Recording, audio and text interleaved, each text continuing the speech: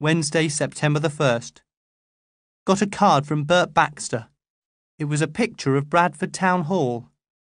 Bert had written, "Dear Laddo, having a good laugh with the old uns.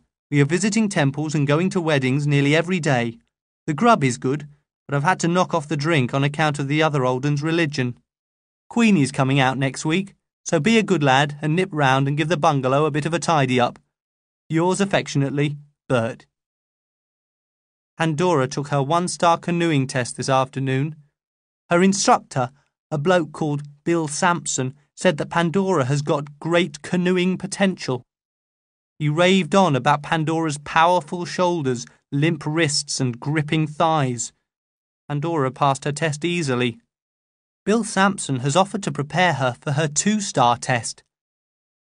Pandora has asked me to join her in her new hobby, but I have got a morbid dread of capsizing, so I declined. I am quite happy watching from the bank, thinking my intellectual thoughts and holding the towels and thermos flask.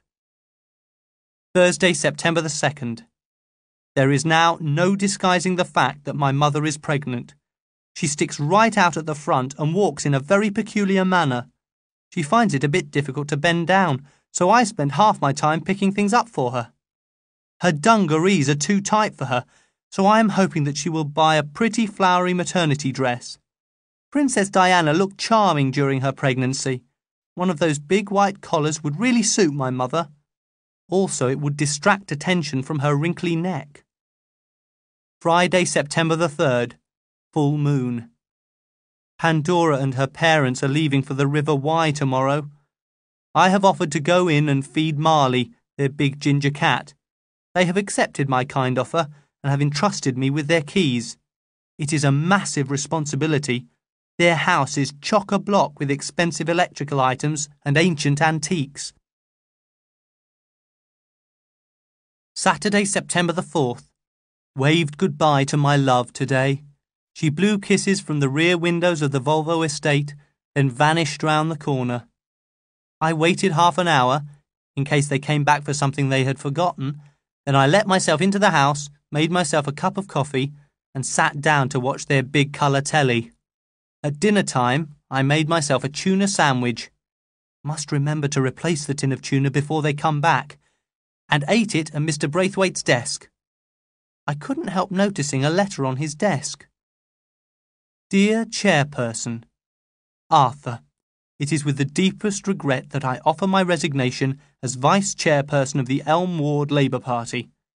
The committee has moved so far to the right recently that I now find my own moderate views are regarded by them as extremist.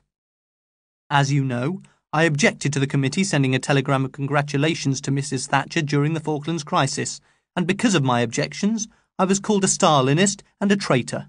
Mrs. Benson told me to get back to Russia where I belong.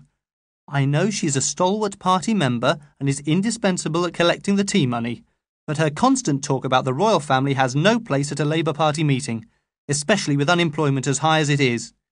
And finally, and sadly, your own comments about Tony Benn I find absolutely repellent.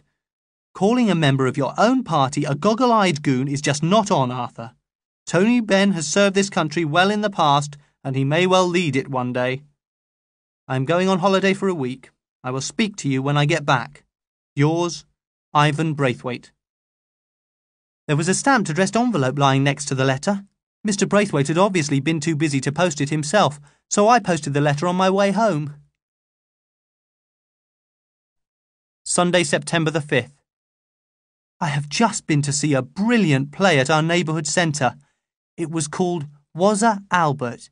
It was all about South Africa and how cruel their government is to the black people who do all the work. I cried a bit at the end. I swear I will never eat another Cape apple as long as I live. Monday, September the 6th. Labour Day, USA and Canada. Spent all day watering the Braithwaite's plants. It can't be healthy living amongst so much vegetation. It's a wonder Pandora and her parents don't die of oxygen starvation. If I was them, I would keep a caged canary around the place.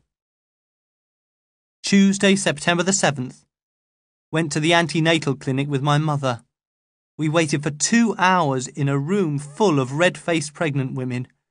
My mother had forgotten to bring a sample of urine from home, so a nurse gave her a shiny oven tray and told her to squeeze a few drops out for us, dear. My mother had only just been to the loo, so she took ages and ended up missing her place in the weighing queue. By the time her blood pressure was taken, my mother was in a state of hypertension. She said the doctor warned her about doing too much and told her to relax more. Wednesday, September the 8th. Realised with horror that school starts next Monday and I've only done 1 day's revising for my mock exams. Took my history folder round to the Braithwaites, fed the cat, and settled down in the study. I thought perhaps the studious atmosphere might help, but I can't say it made much difference. I still can't remember Archduke Ferdinand's middle name, or the date of the Battle of Mons. Thursday, September the 9th. Went round to Bert Baxter's bungalow to tidy up. Queenie is coming home from hospital on Saturday. I hope the Hindus bring Bert back in time. Did revision for mocks until 3 a.m. Friday, September the 10th. Moon's last quarter. Courtney Elliott said, "A billet-doux for the young master." It was a letter from Pan. Adrian Precious. We started at Bilth Wells on Sunday evening and had quite an exciting paddle downstream. Mummy and Daddy were paddling an open Canadian. I was in a single kayak. We camped overnight at Llanstefan. It was lovely. I left the flap of my tent open and looked up at the stars and thought of you. Just beyond Llanstefan there is an orgiastic rapid called Hellhole. The local people fear it, and all the canoeing guys describe it as being grade 3, must be portaged, which means you mustn't canoe down it, but instead carry your canoe and equipment around it. Mummy and Daddy managed to get to the side of the river okay, but the water carried me ever onwards towards Hellhole. Honestly, Adrian, it was just like deliverance. I half expected a Welsh half-wit to appear on the bridge and start twanging a harp. Anyway, I went rushing into Hellhole and the canoe turned upside down, but I managed to get out after a while. My boat was smashed in half, but I regained consciousness and swam to the bank. See you on Sunday. All my love, Pandora. P.S. Mummy's nerves are off again. I felt ill after reading Pandora's letter.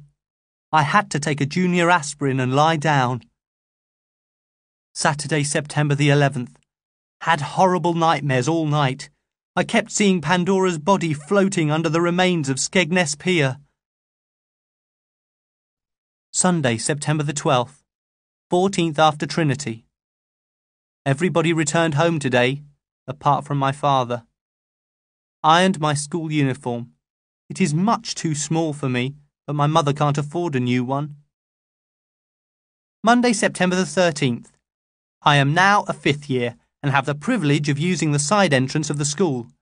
I can't wait until next year when I will be able to use the front entrance, 6th formers and staff only. Perhaps I have got a perverted streak, but I really enjoyed watching the 1st, 2nd, 3rd and 4th years cramming through their low-status entrance at the back of the school. I informed Mrs. Claricoats, the school secretary, that once again I am on free school dinners.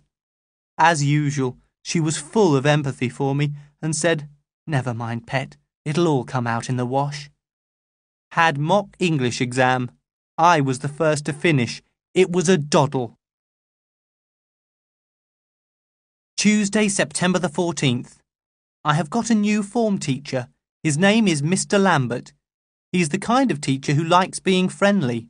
He said, "Consider me a friend. Any problems to do with school or home, I want to hear them." He sounded more like a Samaritan than a teacher. I have made an appointment to see him after school tomorrow. My mother is 38 today. I bought her a card which said Happy 18th birthday, but I cunningly changed the number 1 into a 3 by the use of Tipp-Ex and dried lentils, so it read Happy 38th birthday. Unfortunately, the verse on the inside didn't match my mother's lifestyle much.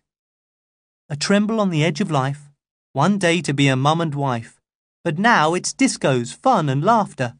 Why should you care what's coming after? The picture on the front was of a teenage girl going mad to sounds coming out of a record player. On reflection, I think it was a bad choice of card. I wish I wasn't an impulse buyer. Her present was some underarm hair remover. I noticed that the stuff she usually uses had run out. My father sent a card picturing a sad cat. He had written inside, "Yours, as ever, George." That stinking rat Lucas sent a card from Sheffield.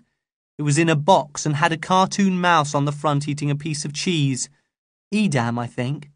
Inside, Lucas had written, "Pauline, I'll never forget that night in the pine woods. Yours with undying love, Bimbo." She had 10 other cards, all from women, and all with pictures of flowers on the front. I don't know why women are so mad about flowers. Personally, they leave me cold. I prefer trees. Wednesday, September the 15th. My father phoned up before I went to school this morning. He wanted to speak to my mother, but she refused to talk to him. Brett was crying. In the background, it sounded as if Grandma and Stick Insect were quarrelling. Somebody, it could only have been Maxwell, I suppose, was playing a toy xylophone. My father sounded dead miserable. He said, "I know I did wrong, Adrian, but the punishment hardly fits the crime." Had a long talk with Mr. Lambert after school. He took me to a cafe and bought me a cup of tea and a vanilla slice. As we parted, he said, "Look, Adrian, try to detach yourself from the mess your parents are in. You're a gifted boy and you mustn't let them drag you down to their level." A gifted boy! At last, someone apart from Pandora has recognised my intellectual prowess. Had mock biology exam. I was the last to finish. Thursday, September the 16th.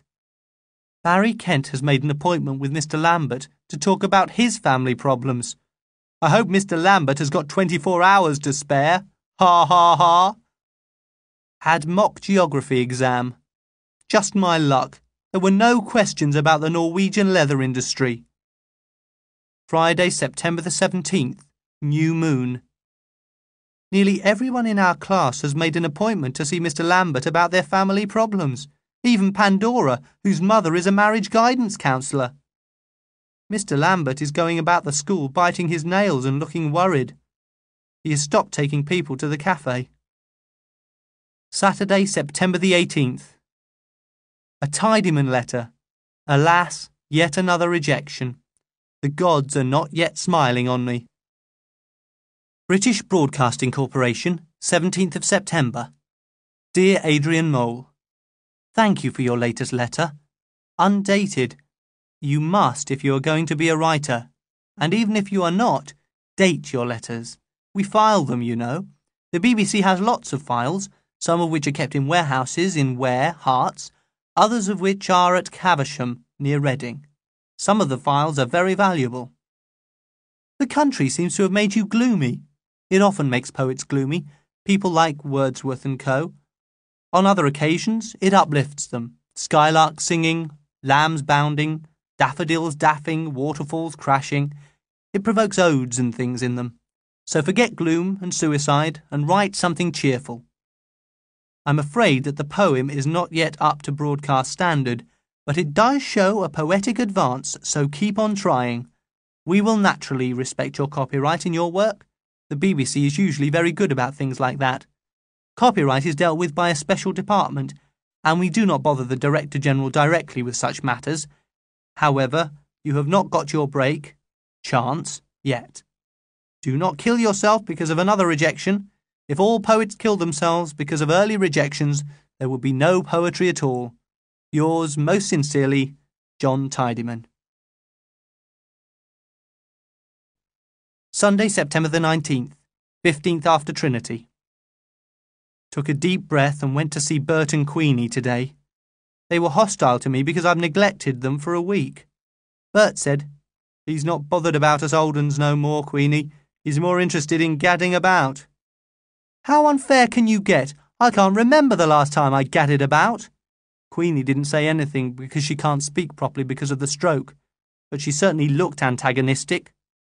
Bert ordered me to come back tomorrow to clean up. Their home help comes on Tuesdays, and Bert likes the place to be tidy for when she comes. Monday, September the 20th. Courtney Elliott didn't bring my mother's Social Security giro this morning. I went to school worrying about it and hoping it would come in the second post. I was amazed to learn that I'd only got average marks for my mocks. Surely there has been a serious error. Tuesday, September the 21st. My mother and Courtney Elliott had a row over the missing giro this morning. Courtney said, "Don't shoot the messenger because the news is bad, or non-existent, Mrs. Mole." My mother tried to ring the Social Security office all day, but the line was permanently engaged. Wednesday, September the 22nd. I skived off school and went to the Social Security offices with my mother. She couldn't face going on her own. I'm certainly glad I went because it was no place for a pregnant woman. My mother joined the queue of complaining people at the reception desk, and I sat down on the screwed-down chairs. The reception clerk was hiding behind a glass screen, so everyone was forced to shout out their most intimate financial secrets to her. I heard my mother shouting with the rest. Then she came back holding a ticket numbered 89 and said that we would have to wait until our number was displayed on an electronic screen. We waited for yonks amongst what my mother called the casualties of society. My father would have described them as dregs. A group of tramps staggered about, singing and arguing with each other. Toddlers ran amok. Teenage mothers shouted and smacked. A teddy boy on crutches lurched up the stairs, helped by an old skinhead in ragged Doc Martens. Everyone ignored the no smoking notices and stubbed their cigarettes out on the lino. The respectable people stared down at their shoes. About every 10 minutes, a number flashed up on the screen and somebody got up and went through a door marked Private Interviews. I didn't see any of the people who'd gone through the door come out again. I thought this was a bit sinister. My mother said, "They've probably got gas chambers out there." Our private interview was against the Trades Description Act because it wasn't private at all. The interviewer was also behind a glass screen, so my mother had to bellow out that she hadn't received her giro and was financially destitute. The interviewer said, "Your giro was posted on Friday, Mrs. Moulds." "Mrs. Moulds," said my mother, "my name's Mole. Mole as in furry mammal." "Sorry," said the interviewer, "I've got the wrong records." We waited another 15 minutes. Then he came back and said, "Your giro will be put in the post tonight." "But I need the money now," my mother pleaded. "There's no food in the house and my son needs school trousers." "There's nothing I can do," the bloke said wearily. "Can't you borrow some money?" My mother looked the man straight in the eyes and said, "OK, will you lend me £5, please?" The man said, "It's against the rules." Now I know why the furniture is screwed down. I felt like flinging a chair about myself. Thursday, September the 23rd. Autumnal equinox. No giro. Courtney Elliott lent my mother £5. Friday, September the 24th. 8:30 a.m. No giro. But a cheque from my father arrived, so we are saved. My mother gave me 15p for a Mars bar, my first in days. 4:30 p.m. My mother took the cheque to the bank this morning, but they wouldn't cash it because it needed 4 days to clear. Mr. Niggard, the manager, was out officiating at a liquidation, so my mother waited for him to come back, then grovelled for a temporary overdraft. Mr. Niggard let her have £25. All this trouble has made my mother's ankles swell up. Somebody is going to pay for this. Saturday, September the 25th. Moon's first quarter. No giro. Looked swollen ankles up in the Good Housekeeping Family Health Encyclopedia. It calls itself the Complete Modern Medical Reference Book for the Home. But the index didn't have swollen ankles. I used my initiative and looked up pregnancy. I was interested to see that pregnancy was adjacent to sex and reproduction. I started reading a section called Testes and Sperm and was astonished to discover that my personal testes make several 100 million sperm a day. A day! Where do they all go? I know some leak out in the night, and some I help to leak occasionally, but what happens to the countless billions that are left swarming around? And what about chaste people like priests? During a lifetime they must collect 1 trillion. It makes the mind boggle, not to mention the testes.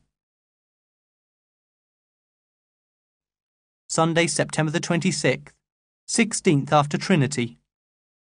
Read the whole of Sex and Reproduction in bed last night. Woke up to find a few 100 million sperm had leaked out. Still, it will give the remaining sperm room to wag their tails about a bit. Monday, September the 27th. No gyro.